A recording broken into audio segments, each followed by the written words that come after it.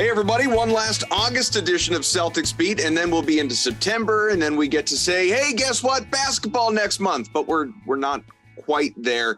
We're still wrapping up summer before all the kids and maybe some of you out there go back to school. I don't know. Thanks for being with us either way here on August 25th. Adam Kaufman, Evan Valenti, we're here with you as always. And, of course, our good friend Sean Devaney of Heavy.com mentioned him earlier. Sean, how are you, man? I'm doing well, Adam. How are you? Well, I have a question. Okay. So we've had your buddy, your employee, actually, Steve Bulpett on this show a number of times, good friend of the program. And, we always great when we have him on. And I got to thinking about this. So Steve has mentioned, as we know, with the Herald for decades and, as most reliable voice out there, when it comes to the Boston Celtics and news and all of that, for such a long time, we take the man for granted. And then he has this sabbatical, and then he lands with you at Heavy.com, and he has gushed about his time, not only at Heavy, but working specifically for you as a boss when he has joined us. And I can't help but wonder, is it that you pay him too much and he just feels indebted and needs to constantly, praise you, or do you not pay him enough? And so there's a little bit of, kissing up going on and he's looking for a raise. I mean, there can't be a middle ground here. Yeah, well, maybe I have some photos that he doesn't want to release to the general public. No, I mean, Steve's great. And, he's such a pro. We were really thrilled. He had a big story a few weeks ago. He broke the fact that the Nets that Kevin Durant was going to meet with Joe Tsai. Just a pro. And he's always somebody I wanted to get into the fold with Heavy, just because when I've walked around, you walk with him during Summer League, for example, and you can't walk 10 feet without him, seeing somebody he knows and talking to someone. So, just such a great old pro. So, yeah, happy to have Steve aboard. Yeah, he's a lot of fun. He's always very gracious with his time when he comes on with us as well, usually between workouts, Evan.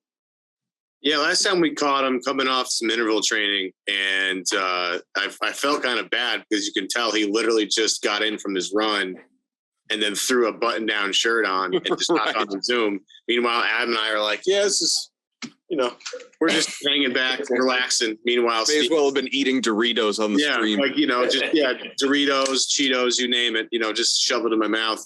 But that's the thing with Steve. He's so dedicated, not only his craft, but his body at the same time, and just making Adam and I feel terrible. I mean, COVID has not been kind to me. I'll just tell you that. So it's sort of encouraging to see Steve, and maybe inspiring a little bit, go out there and do some, I think like 4 or 5 miles of interval training, which is, I think, absolutely insane. But if you can go out there and get it done. It was, every once in a while he had to cough a little bit and take a drink of something. But the fact that he somehow shoehorned us in there and was terrific, by the way. Yeah.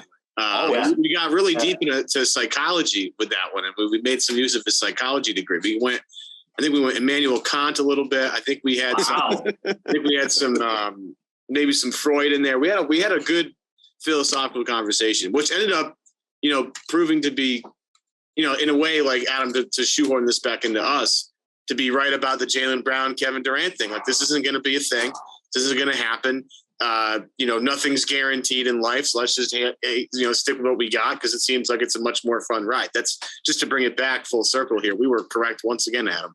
Well, look, I mean, praise be to Celtics Beat is what we were saying at the start of last week's show with Mark Murphy, and Celtics Beat strikes again, man, because we've been telling you for weeks, if you've been listening to this show, that this was not going to happen. Kevin Durant to the Celtics, and more than likely Kevin Durant wasn't going to be traded at all. We have been, I mean, I don't even have to back it up. Like, the tape is out there. All the videos are on YouTube and the shows are on iTunes. Go back and listen, and you'll hear it for yourself. This is what we have been harping on with our various great guests that we've had over the last month or however long. But you mentioned it, Sean. Steve had the story about Kevin Durant meeting with Joe Tsai. So obviously he does. That ends up going nuclear. And then people start to think it's a matter of, when, not if, obviously. And then we get the report just a couple days ago, as we sit here, that kumbaya, all is well in the world in Nets land.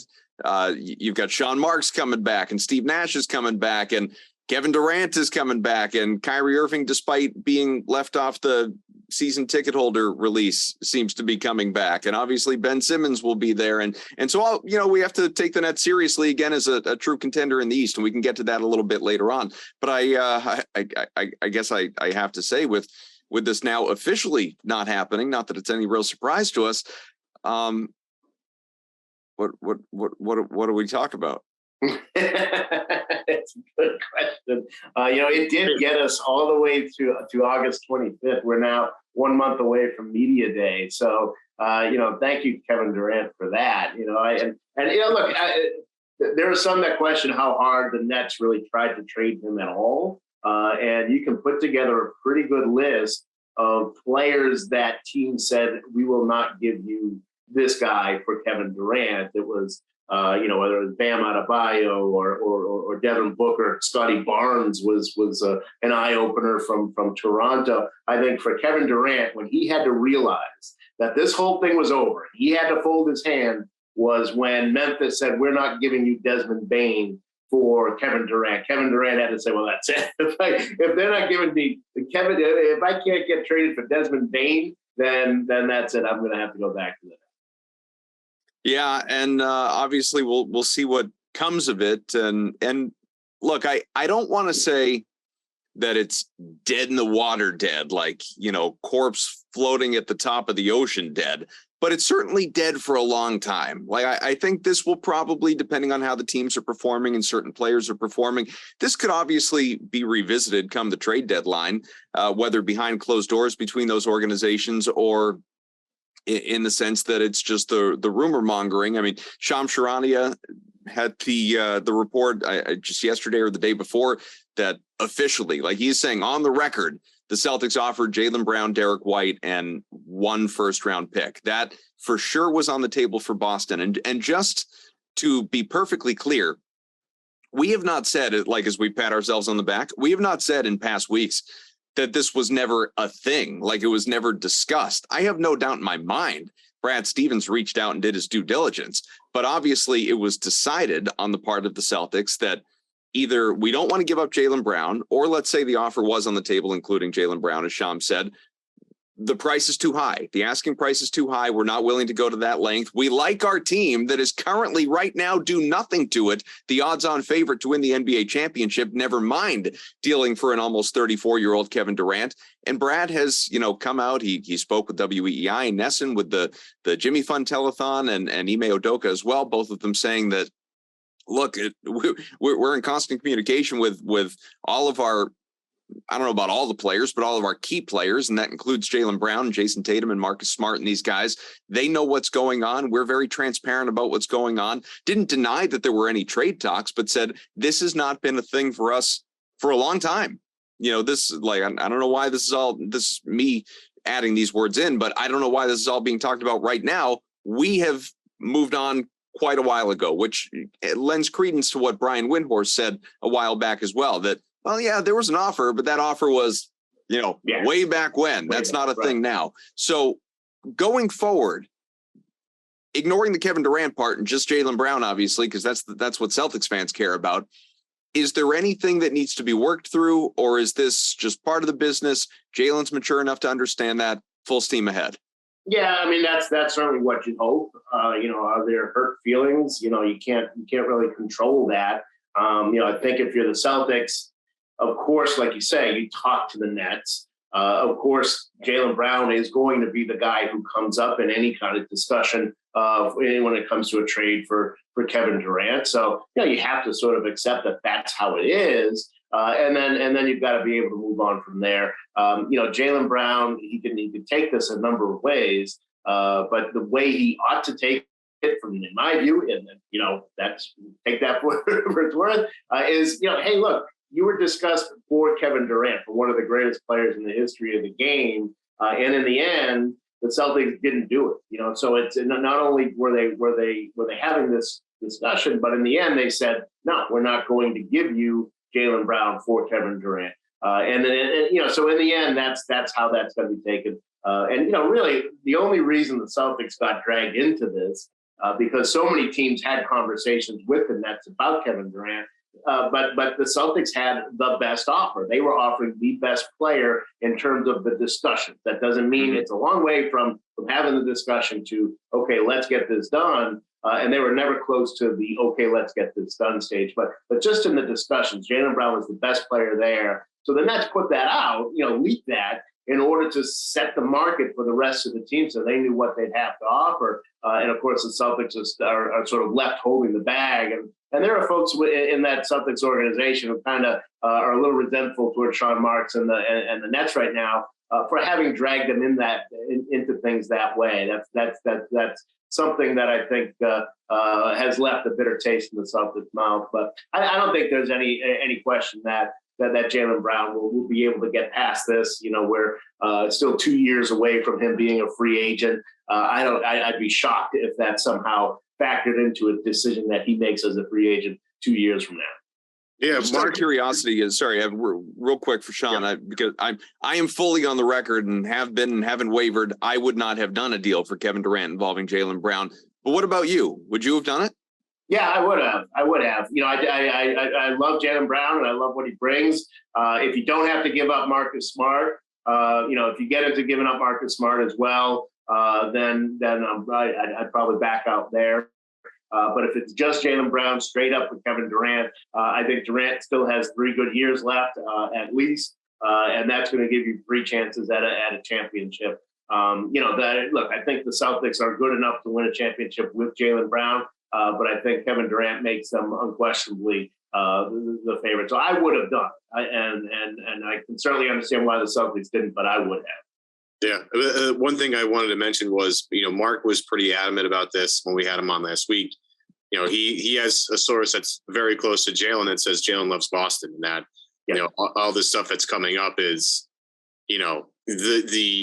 because he has 2 years left and we have to talk about the possible extension coming and the fact that he could leave for nothing, because that's happened to Boston a few times in the past couple of years, that the discussion has to be entertained. But, Mark has been pretty adamant about this. And look, I don't have any sources. Adam, do you have any sources? Not on this Jaylen Brown issue. No. So, it's like, I'm going to trust the guy that's on our show who's got a guy in Jaylen's camp that says, Jaylen enjoys being in Boston. And as I said last week, him going to that Roxbury, Park event is huge and really great. And it shows that Jaylen is committed to being a part of the Boston community, which I think is very, very important. Again, as much as we all love Kevin Durant as a player, I mean, we go around the horn here and everybody's like, yeah, Durant's maybe the best scoring forward of all time. So it's not like we don't have a ton of respect for what Kevin Durant brings to the table. But I do think that Jaylen Brown is significantly more important to Boston with the off the court stuff. And I think when you value that with the potential to have him for, most of his career, I think, and it's not like Ime and Brad haven't said this to the media either. It's like, well, think of the names that Jaylen's being brought up with here. Like, it's not like Jaylen is being talked about in trades for, end of the bench guys. These are the cream and crop of the NBA. This shows that you're not trading him for Desmond Bain. Right. This shows that the NBA also values Jaylen Brown very highly. So maybe, the fact that we have him here, I think we're going to keep him here. And I think, at the end of the day, and this is something that I think we're going to talk about a little bit later, and maybe this will be our way to segue. But like, to go back to something that Sean said, the Celtics brass doesn't seem too thrilled with the fact that this came out from Shams, right? The fact that this offer was on the table, and Windhorst coming out and saying that happened a while ago, put a little, cooled the flames of the fire a little bit. But from what we know about Brad Stevens, and I'll go back to when he first signed his first contract with Boston, this is a guy that likes to work under the radar. We didn't know he was a contender for the Celtics coaching job until it was done. And he was helps when your agent's your wife. Yeah. And, he was on a plane to Boston to sign the contract. That's when I remember I was at the gym doing, sit-ups in the corner when I checked my phone. Yeah. Hey, look, if trying to keep up with Bull Pet, trying to keep up with Steve, this was years ago, but at that time I was, but you looked at your phone, all of a sudden it's Brad Stevens is the new head coach of the Boston Celtics. And all were like, holy crap, where the hell did this come from? Because we were all talking about other guys and Brad came out of nowhere. I was like, this makes perfect sense. Brad's a great coach. Like, So the fact that this came out, little resentment, I think like there might be even more inclined to keep Jalen just because of the fact that things happened, without them having any say in it. Like this got out and it's like, no, this is not how we do business. Like, see you later. Bye. I think at that point it was over with. That's just my opinion. Yeah, there's no question that. And I was, by the way, I was in mile 20 of a marathon when this guy coming up the home stretch, only 6.2 left. These guys, I was probably sitting on the couch scrolling my phone, waiting for the news. But no, I mean, you're right. This is something that, after those initial discussions, it went nowhere. I mean, there was nothing discussed in August between the two sides. And again, that helped push Kevin Durant to say, I've got I can sit out, I can do the Ben Simmons thing here, or I'm going to have to go back to Brooklyn. There's just nothing else there for him. Yeah, I can't. Just Durant, the same team doing the same thing. That'd be a nightmare. Yeah, takes us to a dangerous territory with Ben Simmons too. Like I hope for his sake that this is totally off topic, and so we won't spend more than a moment on it. But I hope for Ben Simmons' sake that I don't even know the right way to phrase this. Like I hate for him to. Like if there was really a legitimate back injury and obviously enough mental psychological issues going on to where, it would be a real shame if all of that stuff was going on. It's still like the Ben Simmons thing, which is just sitting out. I don't want to play, like that's what we term the Ben Simmons thing. I feel bad that the guy may or may not be getting a raw deal. Like I hope it's legit in the sense that he had a good reason. I don't want it to be legit because I wouldn't wish it upon him, obviously. But I would hate for him to have that stuff attached to you when you've got a real problem, Well, I understand what you're saying, but at the same time, to not show up, to not show up for camp. I know. I mean, all that indicates that, all right, that it's, even if you're dealing with mental health stuff, even if you're dealing with physical stuff with the back, you can still show up. You can still try to be part of the team and look at Kevin Love, see the doctors and things like that. Yeah, no, I mean, Kevin Love was obviously the first one to really bring attention to it in the NBA. And DeRozan has openly talked about this too. Yeah.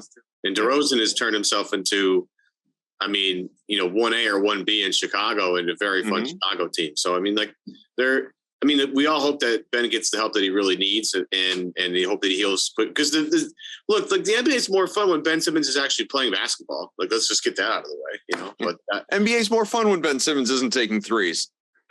There you go. But I saw go ahead.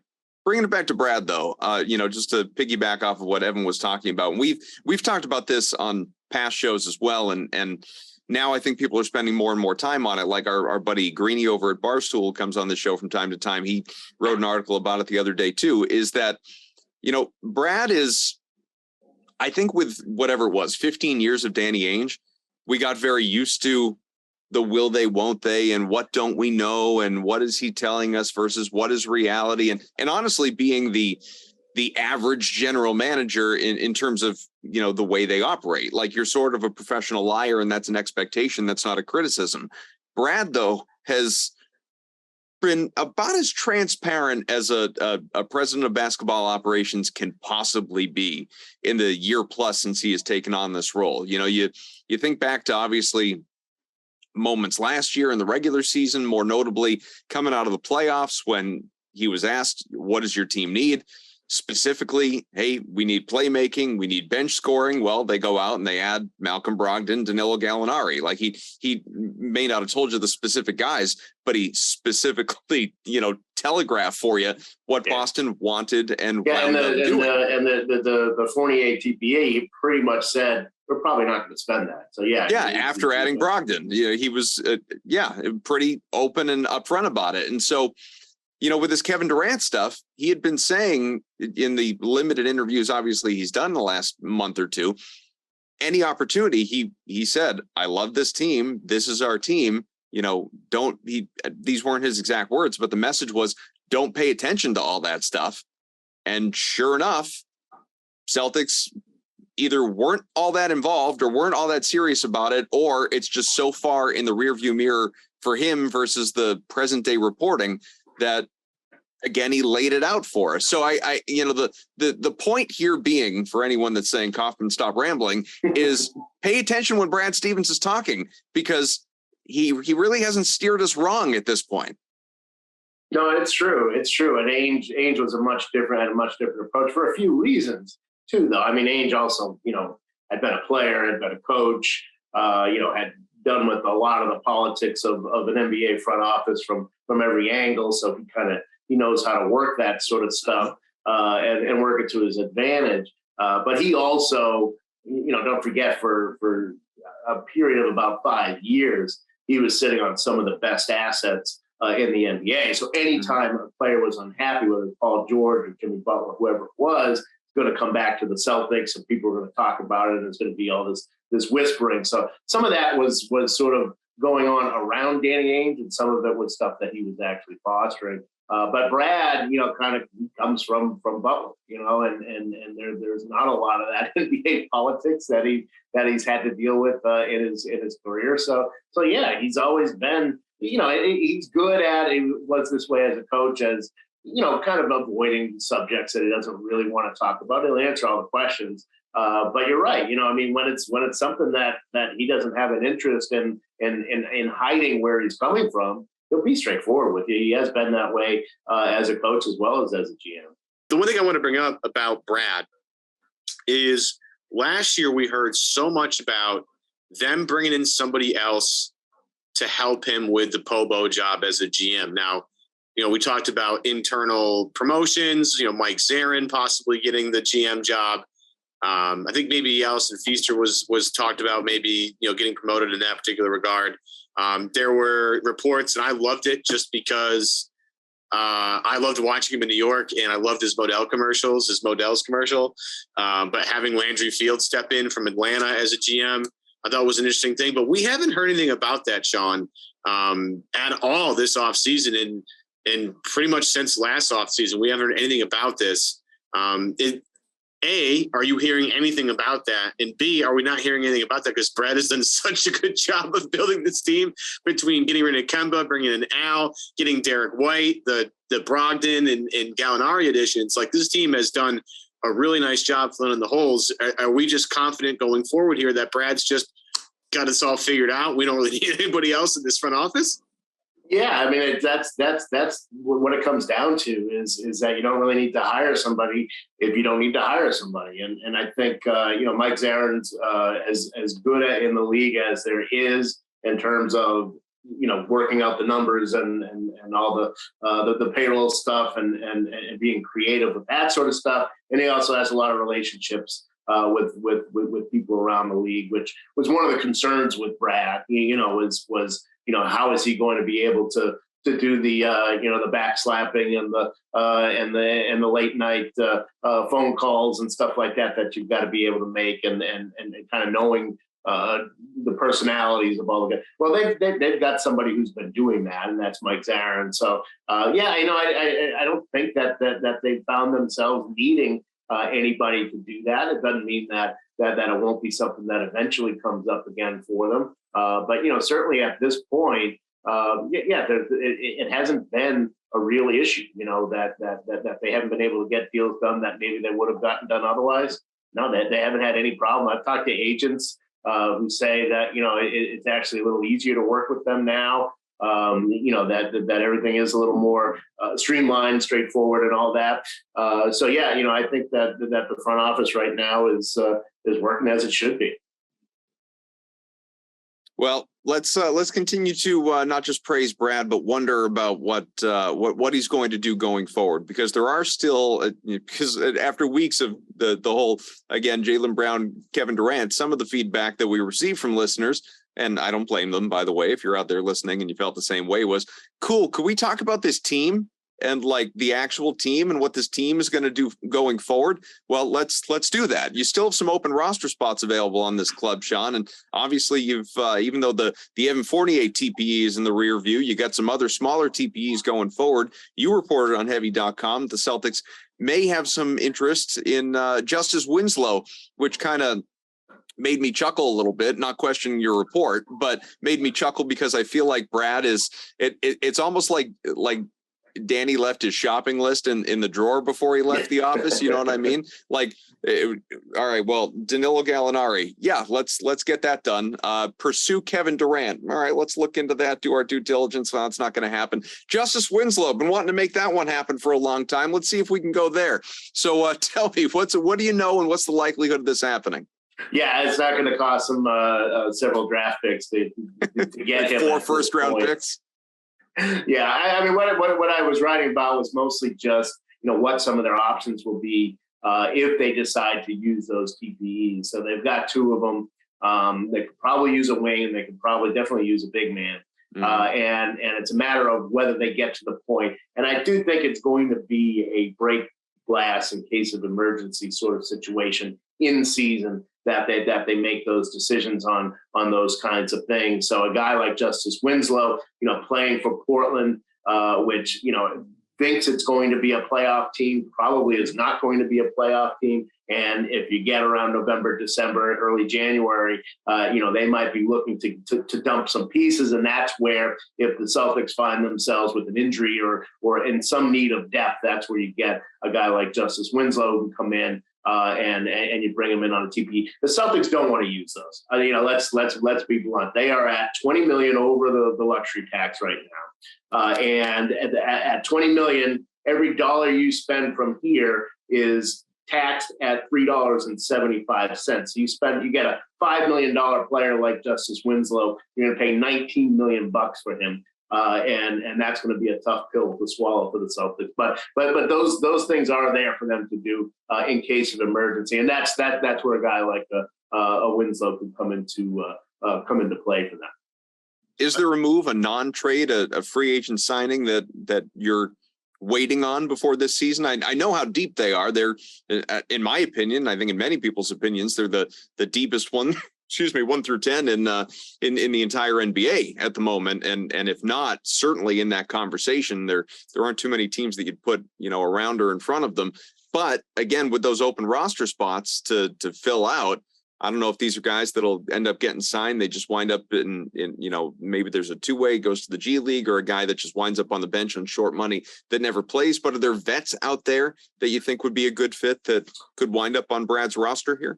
I think the way they're going to continue to approach it is what we've seen them do so far, which is I think they've got 12 guys on the roster, so they got 3 open spots. Probably only fill 2 of them. Probably going to go 14 guys on this roster, I'd imagine. And they're going to have an open competition camp, which is sort of a typical thing that we see in the NFL. We never see it in the NBA, and I think it's a great idea to do for those last couple of spots. I was talking to a coach about this, about a coach for a Western Conference team, about what the Celtics are doing, and I was like, why didn't every team just do that? You got a month. Let's see what these guys can do. Have them go head to head. And he goes, because contracts. I mean, most teams come in with 14, 15 contracts on the books already. They can't afford to bring in guys and have open competition. They're already guaranteed. So the Celtics are in a pretty good position with bringing in Noah Vonleh, bringing in Kevin Geely, who I think probably has a decent chance to actually make the roster eventually, if not out of the gate, then to have his 2-way converted.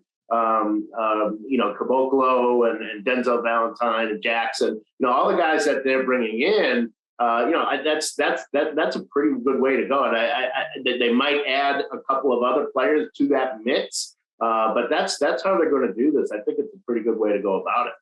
You mentioned him, but would you feel reasonably good if you're Noah Vonleh right now? Yeah. I mean, I don't know what to make of him.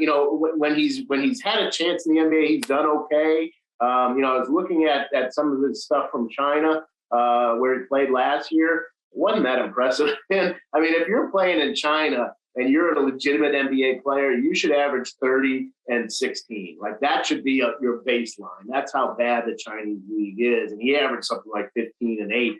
And that's not encouraging. But, certainly at his age, I think he's 25. I mean, he's still a young guy. It still has, I'm a little higher. It's almost more alarming, by the way. Yeah, right. Exactly right. That he's still in the prime of his career, what should be the prime of his career. I think he has a good chance. Certainly as a guy who, you can sit and have as your 11th or 12th man. You're not afraid of that. Same with Jackson and Valentine. I think that either one of those guys would be a good end of the venture for them. But to me, I think Kevin Gilly's probably they're going to be their best option in the end. This is something we've talked about with Gary Washburn a lot, and it's a clear difference in the way that Brad and Danny fill out the end of their rosters. And, it's funny to hear, your particular point about how one Western Conference coach actually kind of admires what Boston's doing. And the one thing I'll say is, like, look at the guys that you just named really quickly off the top of your head that are competing here. Denzel Valentine, Noah Vonleh, Kabengele's maybe the one, and I'd say Kabengele, Hauser, and JD Davison, if Davison has even a shot here, are like the greenest guys they have in that capacity. It's a lot of guys that have kind of been hanging around. Like Justin Jackson's been, people forget he's been in the league for a couple of years now. And when he was coming out of college, he was a guy that people thought would be a really nice 3-and-D player, at least a good 3-point shooter. He showed that in college at least. And I think his first couple of years in the league, he was a decent 3-point shooter. But they have guys that have been around. It's not like Yabusele or Ojale. And I'm not trying to disparage my guys, right? Like or Carson Edwards, Carson Edwards, Taco Fall, who just got a contract in China, threw up for my guy Taco. Hopefully he can make a boatload of money out in China. Right, there you go. It's not a bunch of guys that are, man, we hope this second round pick really pays off here. like maybe we got the next Draymond, or maybe we got the next, Nikola Jokic, or maybe we got. Most of the time, those guys aren't going to pan out. And when you're a championship caliber team, having that really good depth to, the iron sharpens iron thing is one way to view it. And the other way to view it is, hey, if something catastrophic happens, like if a Brogdon were to miss a lot of time, you still have Derek White, and then you still have Peyton Pritchard. And then if, worst comes to worst, now on our fifth guy in JD Davison. Like instead of having that be the third guy off the bench, that's now break in case we talked about break in case of emergency. That's break in case of emergency. I think this is the clear biggest difference, that in trading first round picks. The biggest difference between the way Brad sees things and the way Danny saw things. And again, I think this really comes, Sean, specifically with the idea that Brad has been on the bench more recently than Danny had been. Danny had coached a little bit, but it's not like he was Brad Stevens good. And Brad has a little bit better pulse of what the game really needs right now. So I think it's a smarter way to build out your roster, to create good competition, and to create better chemistry. They're going to have a bunch of serviceable guys fighting for ultimately 2 spots. And that's a really strong place to be, in my opinion. Yeah, and it's definitely a good thing. It's also indicative of the fact that, hey, we're ready to win. We're not worried about developing second round picks. I mean, that's something that obviously they're going to focus on. JD Davis, and they're going to have him in Maine. And of course, they wanted to bring him along. But that's not going to be the focus of guys on the roster is bringing along a 20-year-old at this point. That's not what they're trying to do. They're trying to win, and they're trying to win now. And, they want to have themselves injury proof and COVID proof and all those sorts of things. They want to be, ready for that in a way that maybe they haven't been in recent years. So, this is an indication not just of a difference, I think, between Brad and Danny, but also a difference in like how ready are we to actually contend for a championship, not just for the first, second round of the playoffs. Just because Evan sent me down a rabbit hole when he was talking about that, I couldn't help but start to Google a little bit. Brad Stevens in his 8 years as head coach of the Boston Celtics. Either of you like to hazard a guess at his winning percentage? 59. 56. 56. 557. So you're right there, man. Right there. Well, what about in the playoffs? And I will tell you that there were 78 playoff games that he coached. Well, I got to tell you, that's a pretty good amount of playoff games for a first-time NBA head coach. Well, he was in the playoffs every year but his first. That's pretty incredible. Yeah. I'm going to say 3 trips to the conference finals. Right, there were some losses. All those conference final trips are all like 7 games, so it's not like those are easy ones to get by. 78 games. If you can either guess his winning percentage or just the record if you want. But 78 games. He's around. Well, I'm going to guess like 46%. I'm going to say 32 and 36 would be my guess. 38 and 40.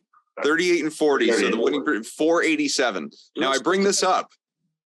Would you like to guess Danny Ainge's winning percentage in his 4 years? Not 4 complete years. It was about a third of the games as Brad, but 4 years in Phoenix, his winning percentage. Oh, I think they had at least one good year. I'll say right around, maybe a little below 5. I'll say 48%. Evan? I'll go 51. See, this is why I looked it up, because I remembered things a little differently than you guys did, and I wanted to confirm. Danny Ainge in his 4 years, again, not 4 full seasons, never had a record below 500. And he had 1 year that he won 56 games. So his winning percentage, I remember that. His winning percentage was 602. Wow.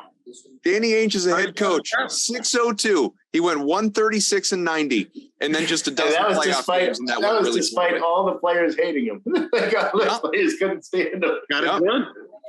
Yeah, in just 3 and 12 in the playoffs, though. That was not so great.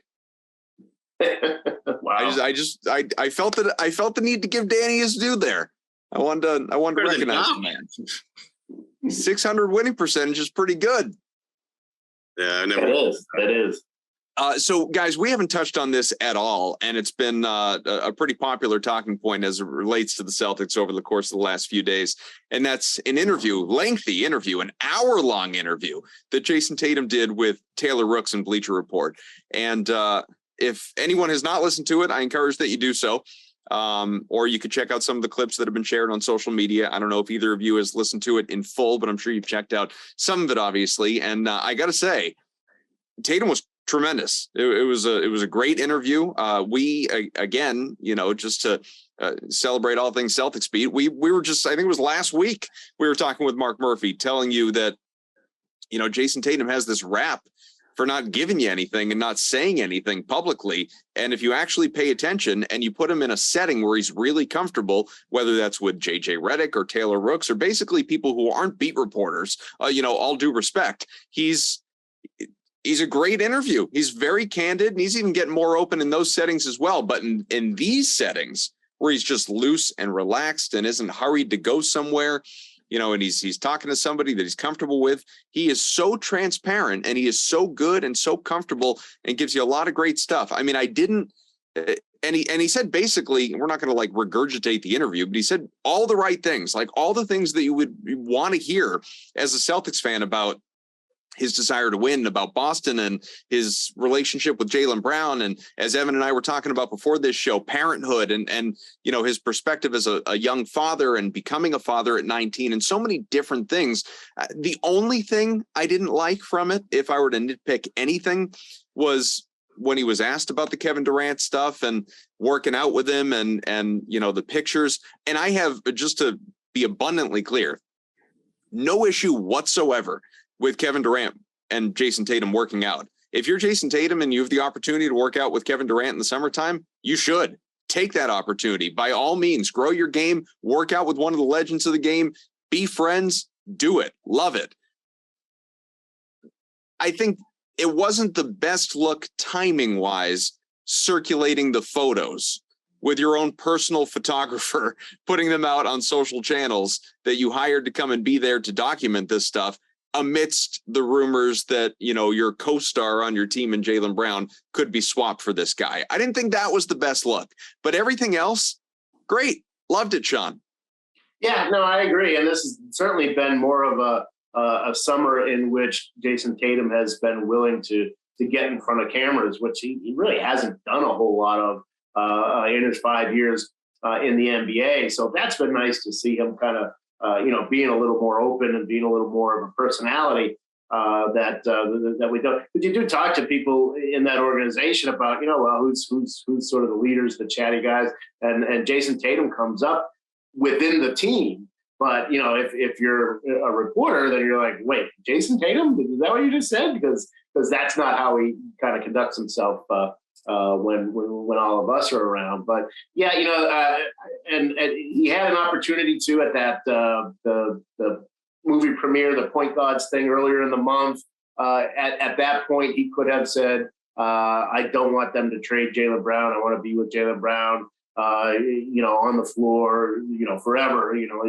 He could have said something really strong then, and he didn't. He kind of just said, well, I let the basketball people do the basketball thing. And that rubbed me the wrong way a little bit. That was a real opportunity, I think, to just kind of say, I want Jaylen Brown to be in Boston, and didn't do it. But I agree with you. In general, I think it's been great to see him sort of out and about and being a lot more public, being a lot more of a personality. I think he's got his eyes on some post LeBron James marketing dollars down the line. I think that's where all this is heading. Well, and he's certainly rolling in a high circle there with Jay-Z and Kevin Hart and hanging out with LeBron and going to the Draymond's wedding and steps there, and he's obviously he absolutely, we've quibbled about whether or not you want to qualify him as a superstar on the floor, and obviously he's right there, and I'm sort of the one that's still resistant to fully giving him that title, but superstar status off the floor without question. There's no debate in that. I guess the only thing that I wonder off of what you just said, Sean, is, do you worry about any of that rubbing Jaylen Brown the wrong way? That obviously he could have made a stronger statement, didn't. He, could have not posted photos amidst trade rumors working out with Kevin Durant, chose to. That he seems so deliberate to walk that line, so that if a trade doesn't happen, cool, we have Jaylen. If a trade does happen, cool, we have Durant, and he's just right there in the middle. Yeah, no, and that's exactly why I say that to begin with, is just that I would like, for Jaylen's sake, to have Jason Tatum come out and be that definitive and say, I want Jaylen Brown to be in Boston. I want to keep playing with him.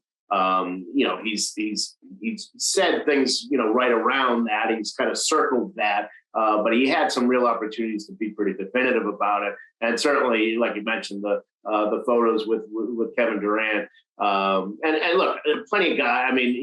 Zach LaVine talked about how playing with Kevin Durant in the Olympics, really showed him how to be a superstar and how to raise your game to that level. So it doesn't surprise me that Jason Tatum, would take that same lesson. But at the same time, you got to be aware that of how everything you say, do, and what you put on social media is going to be interpreted. Yeah, and he's going to learn that too, though. And it's like part of opening yourself up more for more interviews. Part of that is learning what you have to say and what you don't have to say. And he's learning, but I find it very refreshing, as Kaufman and I were talking earlier, that it seems like there's just no drama with Jason Tatum ever. This is really nice in a league where, some of the superstars can be, tough to, get a handle on. It seems like we have a pretty good handle on Jason Tatum, which I think is really great. And, you see some of the international guys, like Giannis is a ginormous deal. Luka, well on his way to just otherworldly superstar status. Jokic is amazing, and I think he's extremely popular internationally. And he's like one of my favorite people to watch. So I think he's trending in upward direction. Embiid is trending, but these are like international guys that are really becoming where like the American superstar, right? You have this era of LeBron and Wade and Carmelo. Those guys are coming back to the pack a little bit, and a new group has to emerge here. And I feel like we're going back and forth between a few different guys like Devin Booker and John Morant.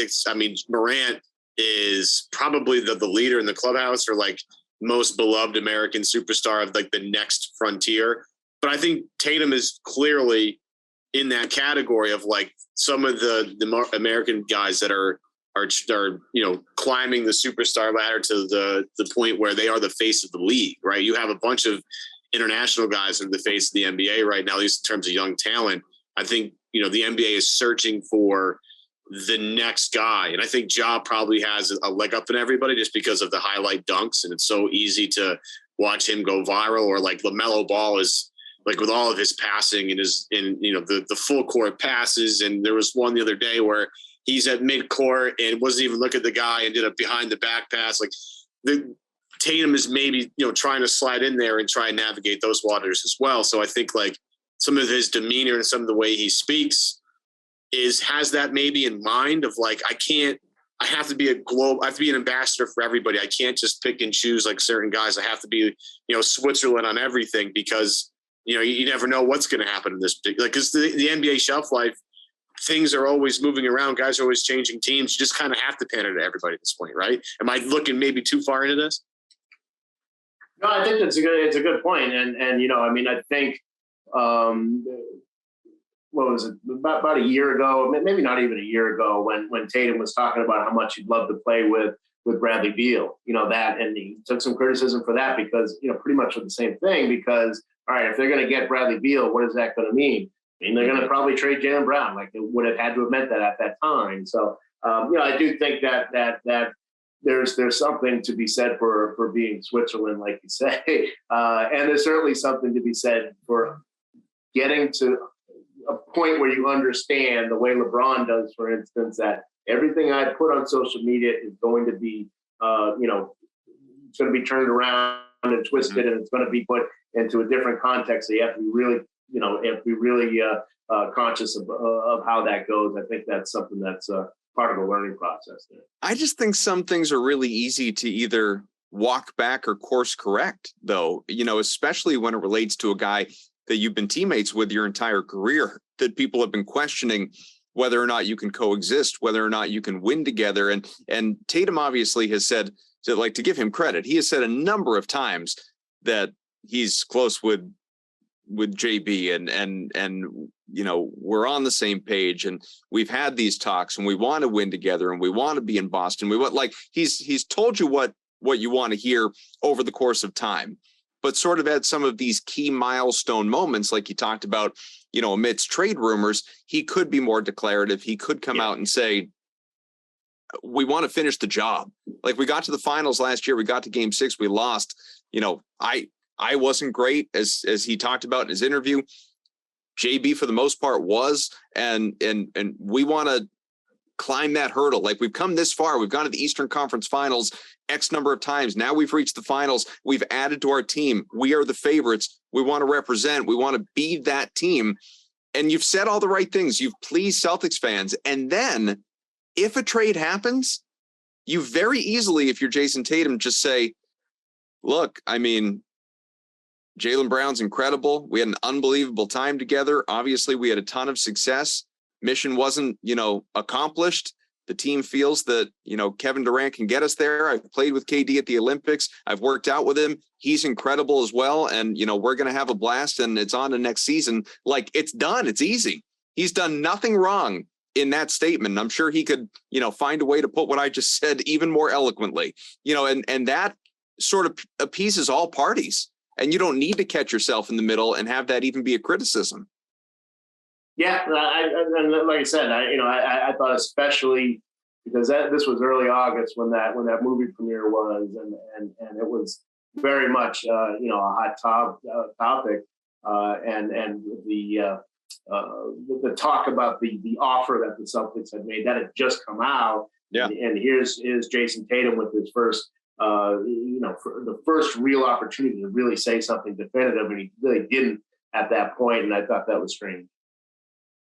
Have any parting thoughts before we wrap this show? I was just checking to see if we missed any news yet, but it looks like we're still pretty in the clear here. Joms, Woj, Bull Pet, anyone tweet anything? Not anything yet. But the one thing I want to bring up, and this is news, whether because of what we saw today with Chet Holmgren and him being out, I think, for the season,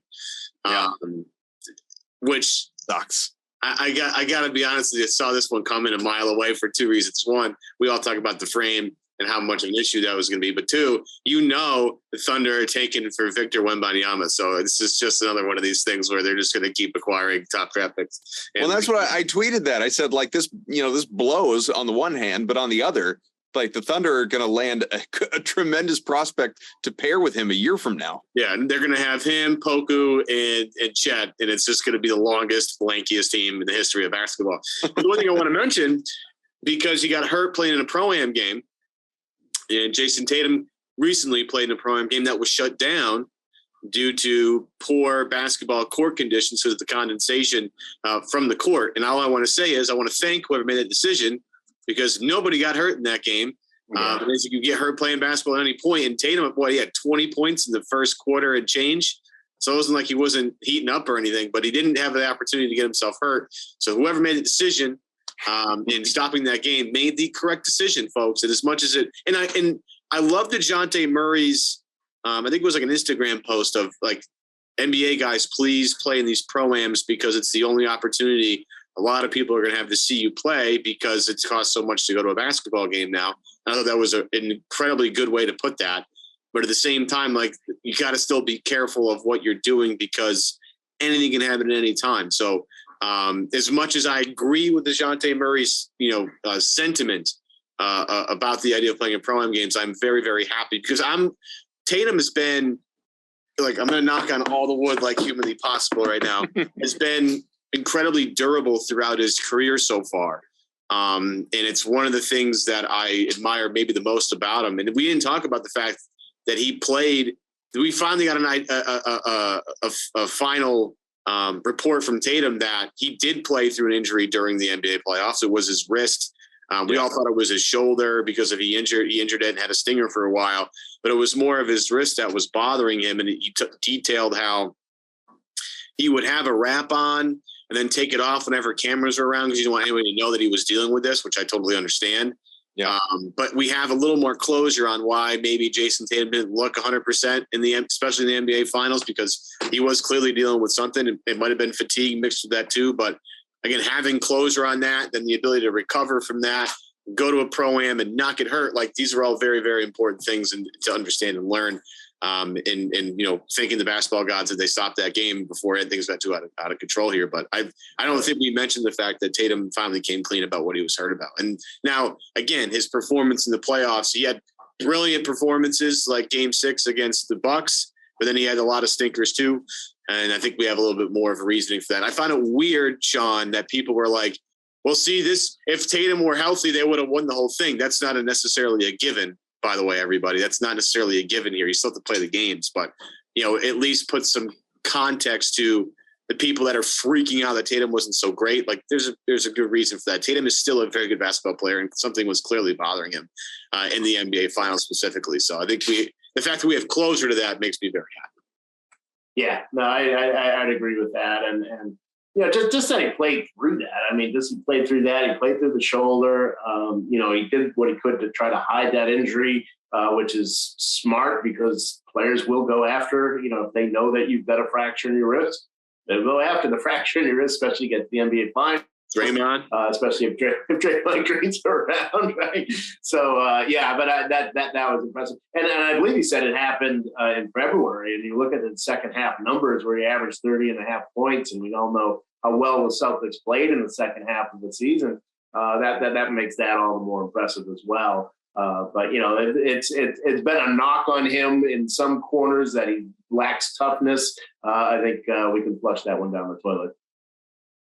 Well, another Celtics beat in the books, and this one was not entirely focused on Jaylen Brown and Kevin Durant being swapped for one another or not being swapped for one another. So that's good news. We talked about, some of the fallout, obviously, but that's all relevant going forward. And maybe next week we don't even mention the name Kevin Durant. Who knows? No, anything's possible. We probably will. For Mr. Devaney, Valenti, Kaufman, thanks for hanging out.